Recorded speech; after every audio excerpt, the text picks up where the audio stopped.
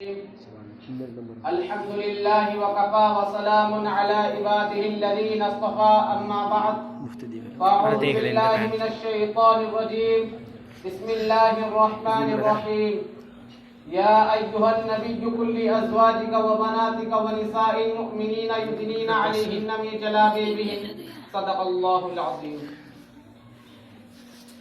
محترم حضرات، میں نے ابھی آپ حضرات کے سامنے قرآن کریم کی ایک آیت کا ٹکڑا پڑھا ہے جس کے اندر نبی اکرم صلی اللہ علیہ وسلم کو اس بات کی ہدایت کی گئی ہے کہ اپنی بیویوں اور بیٹیوں اور تمام مسلمانوں کی عورتوں کو اس بات کا حکم دیجیے کہ تھوڑی سی چادر اپنے اوپر ڈال لیں. یعنی کلام اللہ شریف کی اس آیت میں پردے کی جانب اشارہ ہے. مگر دوستو، جب مذہب اسلام کے روشن ستاروں سے کفر الحاد ظلمت حالت کے بادل چھٹے تو بے غیرتی اور بے حیائی کی تاریکیاں ختم ہوئی. قرآن پاک کے عدل و انصاف سے باطل کے لہراتے جھنڈے گر پڑے. مظلوموں اور بے کسوں کو مساوات اور برابری کا درجہ ملا، خاص طور پر ان عورتوں کو جو ظلم و ستم کی چکی میں پس رہی تھی. مصائب و آلام کے پہاڑ ان پر توڑے جا رہے تھے. اسلام نے ان کو ذلت و پستی کے غار سے نکال کر بلندی پر پہنچایا. ظہور اسلام سے لے کر صدیوں تک ان کے بڑائی جاتے رہے. اگر تاریخ کے اوراق کھولے جائے تو غیر مسلم عورتوں پر مسلم عورتوں کی فضیلت اور برتری دکھائی دے گی. لیکن دیکھتے ہی دیکھتے پوری دنیا میں شیطانی ڈنکے بجنے لگے. مسلمان عورتوں کو مکاری یاکاری کے فندے میں پھنسانے کے ارادے ہونے لگے.